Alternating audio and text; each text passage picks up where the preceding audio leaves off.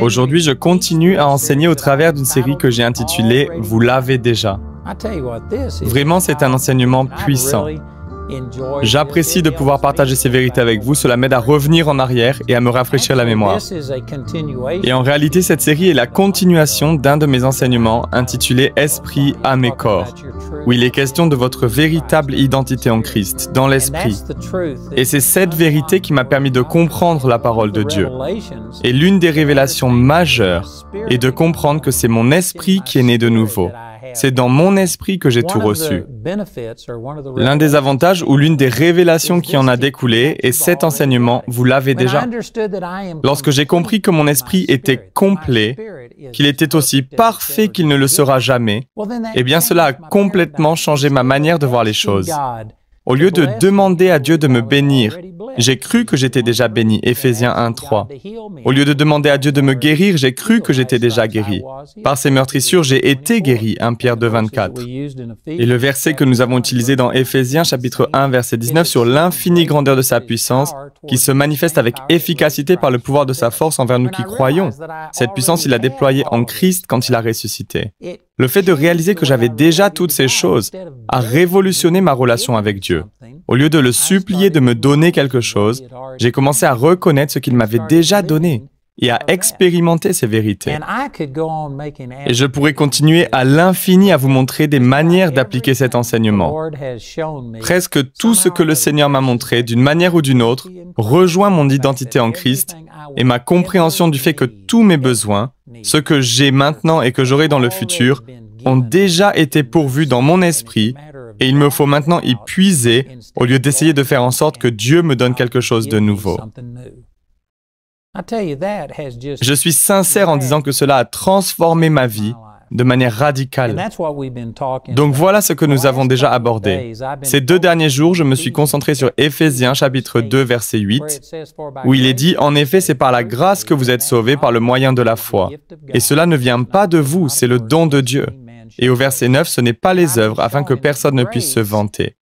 Donc j'ai montré que la grâce est quelque chose que Dieu fait indépendamment de nous. Elle a été donnée il y a 2000 ans au travers de Jésus. La grâce et la vérité sont venues par Jésus, nous dit Jean chapitre 1. Donc elle a été donnée indépendamment de nous il y a 2000 ans. La provision a été faite avant que le besoin n'existe. Et la foi n'est pas quelque chose que nous devons faire pour faire bouger Dieu. Mais elle se repose plutôt sur ce que Dieu a déjà accompli. Et entrer dans ce repos demande des efforts. Ce que je veux faire aujourd'hui est d'utiliser ces versets dans Hébreux chapitre 4. Et ce passage n'avait aucun sens pour moi auparavant. J'ai eu beaucoup de mal à le comprendre pendant longtemps. Regardez avec moi ce qu'avance ce verset. Hébreux chapitre 4, verset 11. « Efforçons-nous donc d'entrer dans ce repos. » Comment s'efforcer à se reposer? Vous savez, quand vous êtes fatigué et que vous tombez de sommeil, vous n'avez pas besoin de vous efforcer à vous reposer. Vous vous allongez et vous vous endormez tout simplement.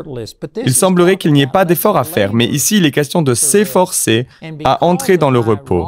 Et à cause de ma mauvaise compréhension de ce passage, sa réelle signification m'a été cachée pendant longtemps. Mais maintenant, ce que j'explique sur la façon dont tout se fait en Christ, et ce qu'enseigne cette série, c'est apprendre à se reposer, à compter sur ce que Jésus a fait, sans chercher à faire d'efforts et à forcer pour obtenir ce que nous désirons. Maintenant que j'ai compris ces vérités, mes yeux se sont littéralement ouverts. Alors regardons ensemble le livre aux Hébreux chapitre 4. Si vous lisez le chapitre 3, le contexte est le suivant. Les Israélites sortent du pays d'Égypte et il est dit que c'est à cause de leur incrédulité qu'ils ne sont pas entrés en terre promise. La génération qui est sortie du pays d'Égypte s'est mise à douter, a fait preuve d'incrédulité et a tenté Dieu dans le désert. Et à cause de cela, elle n'est jamais entrée en terre promise. Ce sont leurs enfants qui y sont entrés. Donc voilà le contexte et ce dont il parle lorsqu'il écrit au chapitre 4. Hébreux 4, 1. Redoutons donc, alors que la promesse d'entrer dans son repos reste valable, que l'un de vous ne semble être resté en arrière. En effet, cette bonne nouvelle nous a été annoncée aussi bien qu'à eux, mais la parole qu'ils ont entendue ne leur a servi à rien, parce qu'ils n'étaient pas unis dans la foi à ceux qui ont écouté. Ceci est une déclaration radicale. Vous savez, il y a beaucoup de chrétiens qui proclament « La parole de Dieu promet ceci et cela. Je me tiens sur ses promesses. » Mais s'ils voient que rien ne se passe, ils affirment immédiatement « Eh bien, la parole de Dieu l'a dit, mais ça n'est pas arrivé. » Mais cela vous montre qu'il faut mêler la parole à la foi. Comme si la foi était l'ingrédient secret, ce qui fait que tout le reste fonctionne. Vous pouvez très bien avoir une Bible et la porter sous le bras. Vous pouvez même citer les Écritures.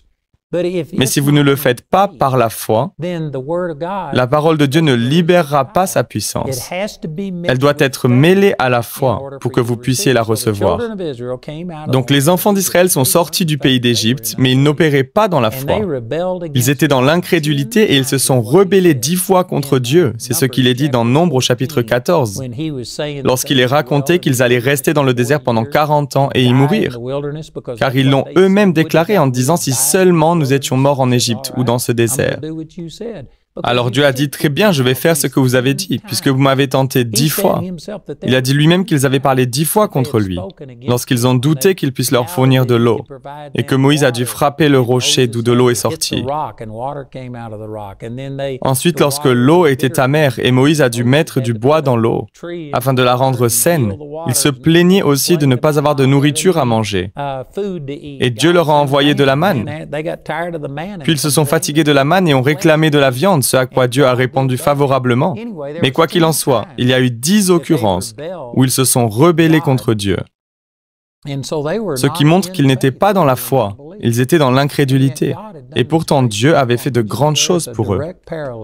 Saviez-vous qu'il y a un parallèle direct entre ce récit et nous? Et certains d'entre vous, vous pensez peut-être, eh bien, je ne suis pas sorti d'Égypte. Mais nous sommes sortis d'un endroit bien pire, pire que la servitude physique et l'esclavage, car nous étions esclaves du péché. Il est écrit dans Éphésiens chapitre 2, verset 3, que nous étions par nature des enfants de colère, comme les autres.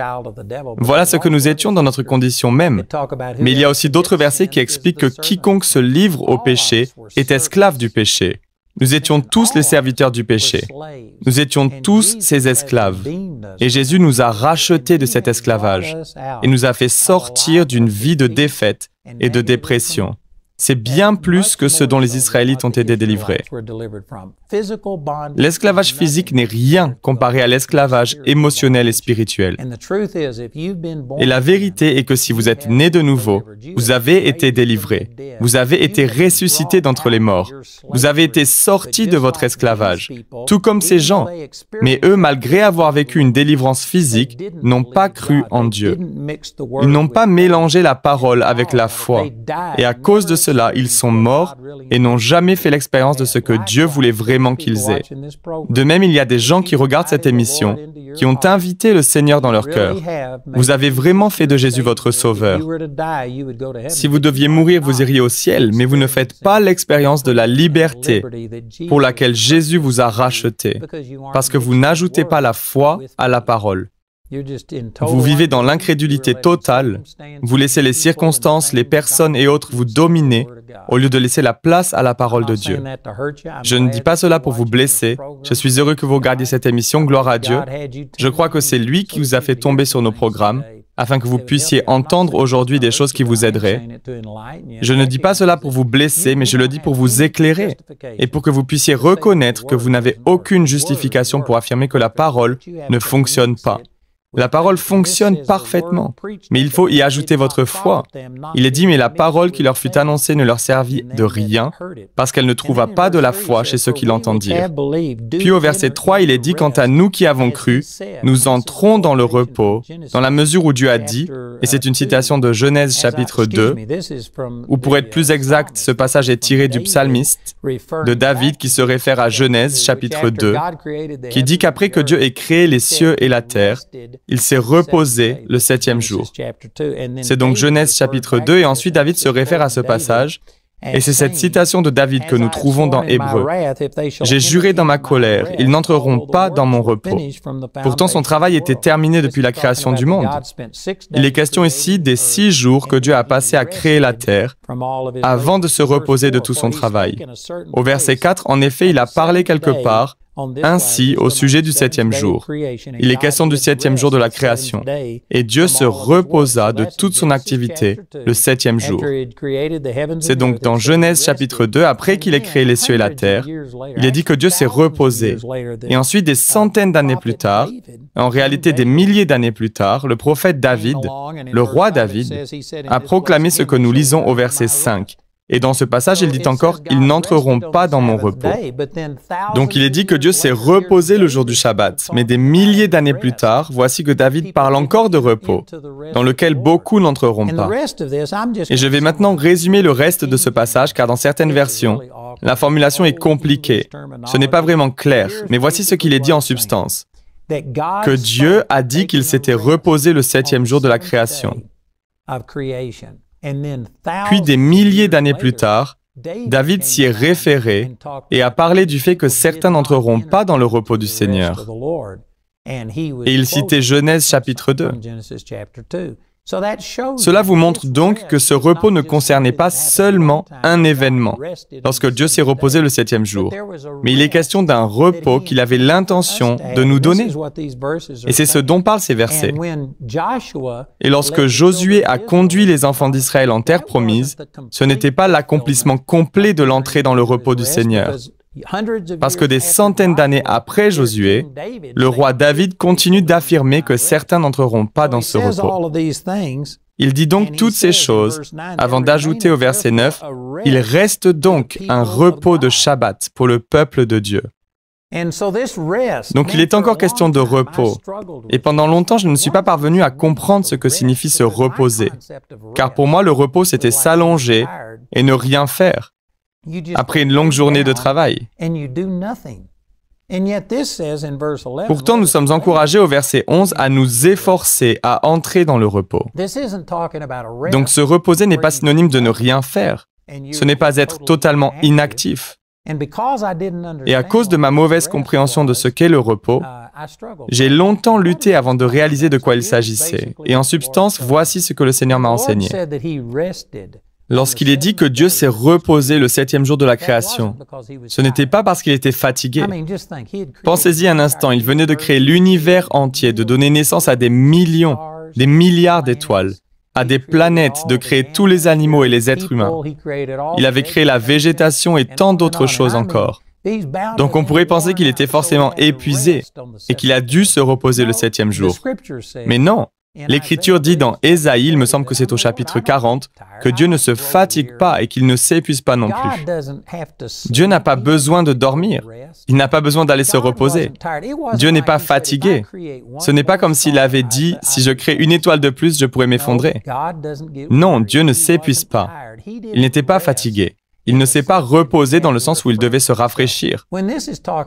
Lorsqu'on parle de repos, on parle du fait qu'il a tout simplement cessé son travail. Son œuvre était complète, elle était achevée. C'est semblable à un artiste qui peint un tableau. Il a tout donné et s'il n'ajoutait qu'un seul coup de pinceau, son travail passerait de chef-d'œuvre à échec, parce qu'il est terminé à 100%. Il ne peut rien y ajouter. Il est parfait, donc il se repose de sa peinture. Non pas parce qu'il est usé et parce que le pinceau est trop lourd. Il ne se repose pas parce qu'il est fatigué, mais parce qu'il a tout simplement terminé son travail. Vous pouvez dire la même chose d'un avocat. En anglais, lorsqu'un avocat a terminé de présenter ses arguments, il annonce que la défense se repose ou que l'accusation se repose. Ce qu'ils avancent, c'est que leur présentation est finie, elle est complète. J'ai dit tout ce que j'avais à dire, il n'y a rien d'autre que je puisse ajouter. Et c'est ce que le Seigneur a fait lorsqu'il s'est reposé le septième jour. Ce n'était pas parce qu'il était fatigué, c'est parce que son œuvre était complète. Et si vous vous souvenez des premières émissions, j'utilisais cet exemple de Genèse chapitre 1, où nous voyons que Dieu a créé les cieux et la terre. Et lorsqu'il l'a fait, il a rassemblé toute la terre ferme en un seul endroit. Puis il a créé la végétation, puis les animaux et toutes les créatures dans la mer. Et enfin, il a créé l'homme. Il a fait toutes ces choses. Puis il s'est reposé, non pas parce qu'il était fatigué, mais parce qu'il avait terminé. Et la semaine dernière, j'ai fait remarquer qu'il n'a pas seulement créé l'homme et les animaux, Et soudain, l'homme a eu faim, alors Dieu a dit, « Oh, j'ai oublié la nourriture, alors laissez-moi vous créer quelque chose à manger. » Non, ce n'est pas ce qu'il a fait. Il avait prévu que nous aurions besoin de manger. Il a donc créé toute la nourriture pour nous et pour tous les animaux dans la mer, ceux sur la terre, ceux dans les airs. Il avait tout prévu et avait créé la provision. Attardons-nous maintenant sur la création de la végétation, car c'est extrêmement important. Ouvrez Genèse chapitre 1, laissez-moi vous en lire un court passage.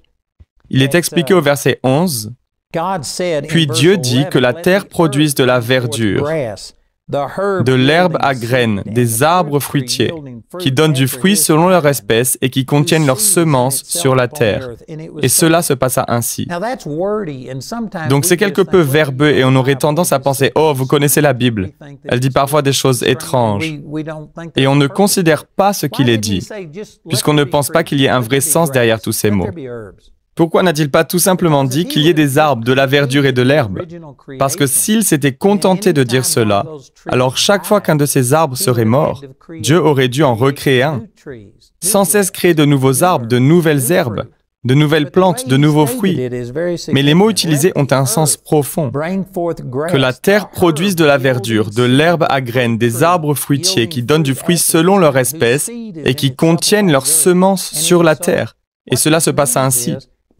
Ce que cela signifie, c'est qu'à la création, Dieu a non seulement créé les premiers arbres, les premières plantes, l'herbe et tout le reste, mais il a fait en sorte qu'ils puissent se reproduire. Il a créé chaque plante, chaque arbre, chaque fruit, chaque graine avec la capacité de se multiplier. Et il a fait la même chose avec les animaux. Il a dit aux animaux d'être féconds et de devenir nombreux. Et les animaux fonctionnent aussi avec des semences. Il a fait la même chose avec l'humanité. Il nous a dit d'être féconds, de nous reproduire et de remplir la terre. Saviez-vous que depuis la création originelle, Dieu n'a jamais créé un autre arbre, une autre plante, un autre animal, un autre oiseau, un autre poisson ou une autre personne? Il est vrai que nous avons tous été créés à son image, mais cela s'est fait par Adam et Ève et leurs descendants qui ont semé des graines. Nous ne sommes pas une création unique comme Adam l'a été. Nous sommes une extension d'Adam. Nous avons été procréés par Adam. Et la raison pour laquelle cela est significatif est que ça nous permet de comprendre qu'à la création, Dieu a pensé à tout de manière si complète que ça devrait nous émerveiller. Vous savez, plus j'en apprends sur la création, plus je suis étonné par la pensée de Dieu et les efforts qu'il y a mis.